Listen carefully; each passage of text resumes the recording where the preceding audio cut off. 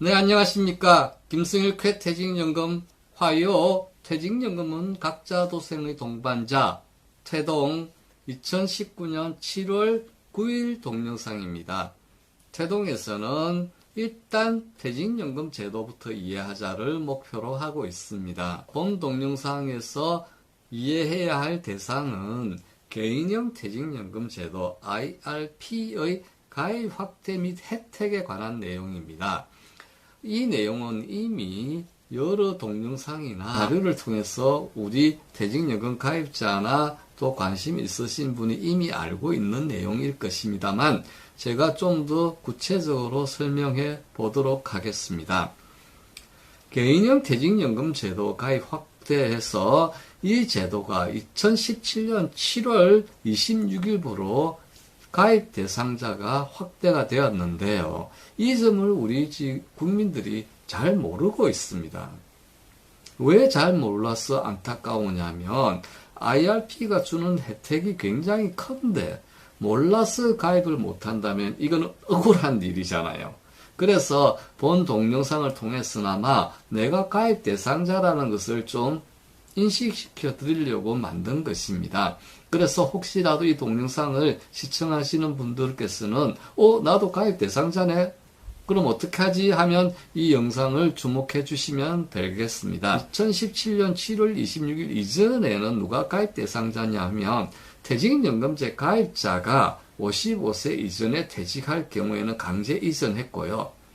그 외에 추가 납입으로 퇴직연금제 가입자인 사람이 추가 납입으로 IRP를 개설할 수 있었습니다. 왜 그렇겠습니까?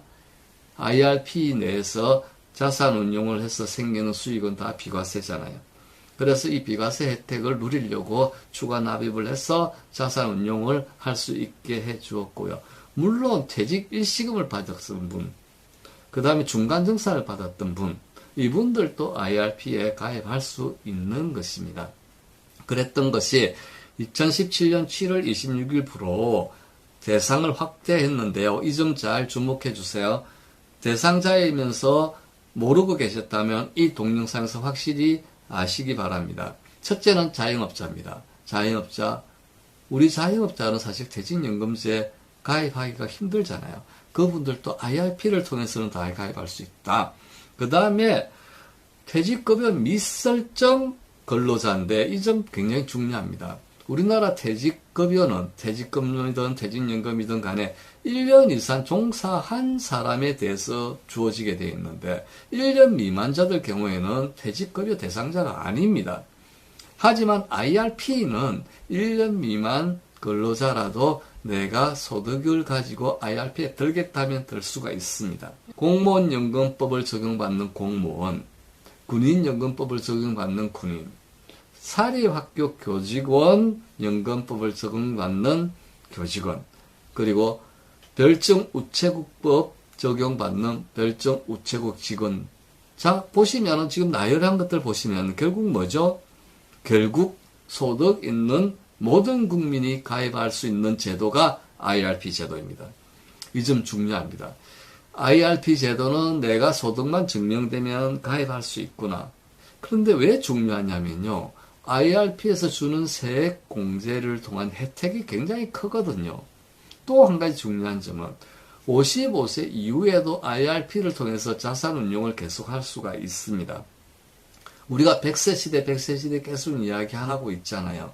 그럼 100세 시대는 사실은 내가 계속 소득을 만들어 가야 됩니다. 가지고 있는 자산을 국가가 주는 혜택을 바탕으로 계속 키워나갈 수 있어야 되지 않겠습니까? 물론 그게 전부는 아니겠지만 그것도 중요한 수단 중에 하나입니다. 따라서 이 IRP를 활용해서 55세 이후 65세, 75세까지도 꾸준히 운용해서 적립금을 키워나갈 수가 있게 되거든요. 그래서 IRP를 나의 동반자로 삼아 달라고 저는 말씀드리고 싶습니다. 왜 그런지는 다음을 볼게요. 세액공제입니다. 국가에서 IRP 제도를 단순히 만들어서 던져준 게 아니고요. 여기에 세액공제라는 혜택을 부여를 했습니다. 이 점 꼭 명심하세요. 자, 세액공제는 중요한 것이 내가 받는 총 급여가 5,500만 원 이하냐 이상이냐에 따라서 차이가 있습니다. 자, 내가 받는 총 급여가 5,500만 원 이하면 세액공제를 16.5%까지 받는데 받는 대상 금액이 뭐냐면 700만 원입니다. 거꾸로 이야기할게요. 자, IRP에는 총 가입할 수 있는 금액은 1,800만 원까지인데 그 중에 700만 원은 세액공제 대상인데 이것이 총 급여 5,500만 원 이하면 16.5%입니다. 총 급여가 5,500만 원 이상이면 700만 원에 대해서 13.2%입니다. 그럼 금액으로 환산해 볼까요? 700만 원이 대상이니까 5,500만 원 이하 분들은 곱하기 16.5 하니까 얼마가 되죠? 115만 5천 원. 그 다음에 700만 원이니까 5,500만 원 이상 분들은 어떻게 되죠? 곱하기 13.2% 하니까 92.4만 원. 이걸 돌려받는 겁니다. 크지 않습니까? 700만 원에 대해서 16.5%, 13.2% 이렇게 돌려받는 것이거든요. 여기서 한 가지 더 일반 IRP에 대해 설명을 하는 여러 동영상이나 내용들을 보면 하나를 간과를 합니다. 여기에 투자 수익이 다시 붙잖아요. 세액공제만 있는 것이 아니고요. 내가 원리금 보장 상품으로만 운용을 하더라도 지금 현재 금리가 한 1.89% 정도 되니까 그것이 비과세로 붙습니다. 이것까지도 생각하고 만약에 내가 실적 배당형 상품 운용을 해서 수익률이 한 3%, 5% 정도 되었다면은 그걸 다시 플러스 해야 되는 거죠.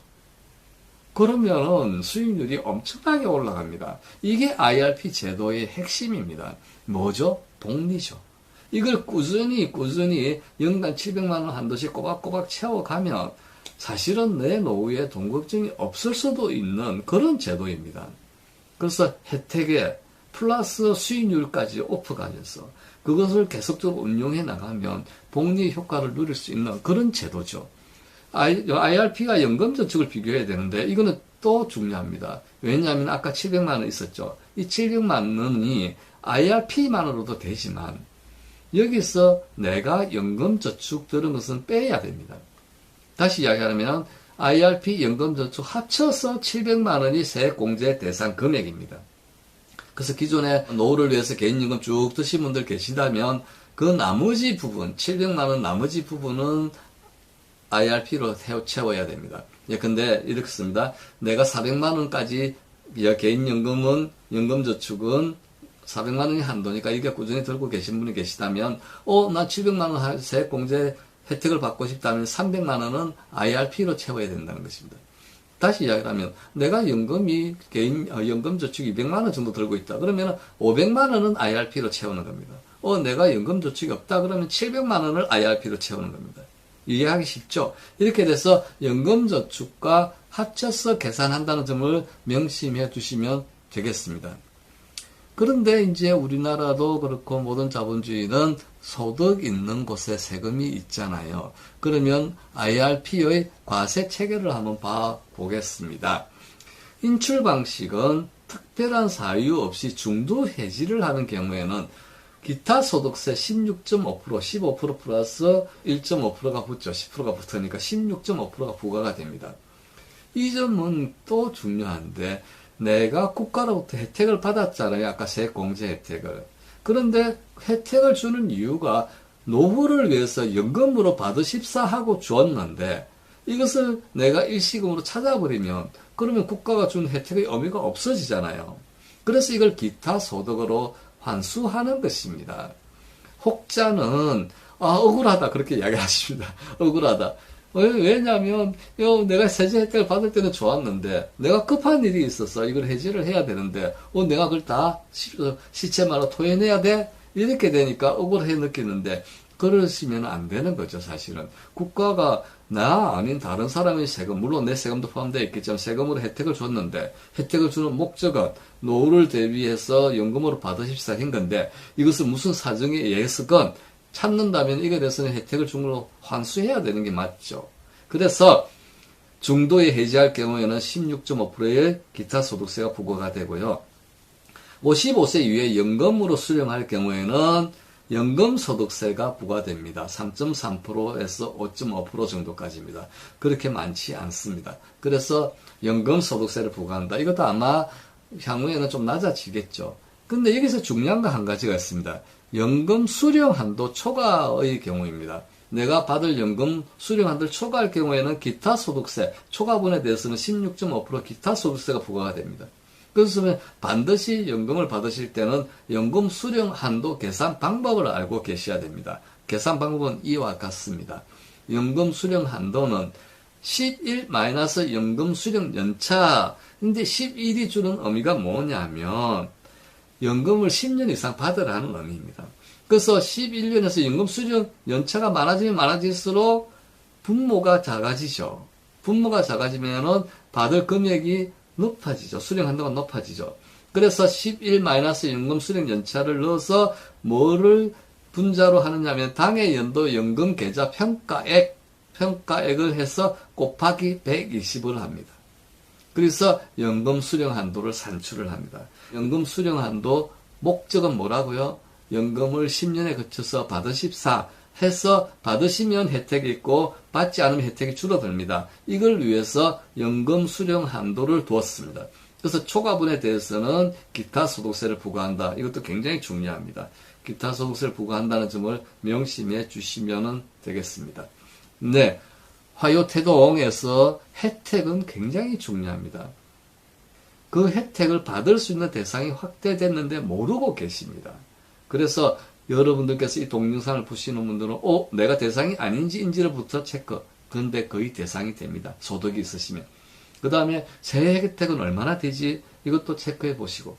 거기에 플러스 놓치고 있는 거는 뭐죠? 그 안에서 내가 자산 운용을 하면 생기는 세금은 다 비과세시. 그러면은 세액 혜택에 플러스 투자 수익까지 있으니 이거를 이용 안 할 이유가 없죠. 그 다음에 나중에 연금으로 받으면 연금소득세를 내면 되는 것입니다. 또 한 가지 체크할 거는 연금 수령 한도가 있다. 그것을 계산해서 염두에 두고 내가 노후 생활을 해 나가시면 되는 것입니다. 이상으로 화요태동 2019년 7월 9일 동영상을 마치겠습니다. 네, 감사합니다.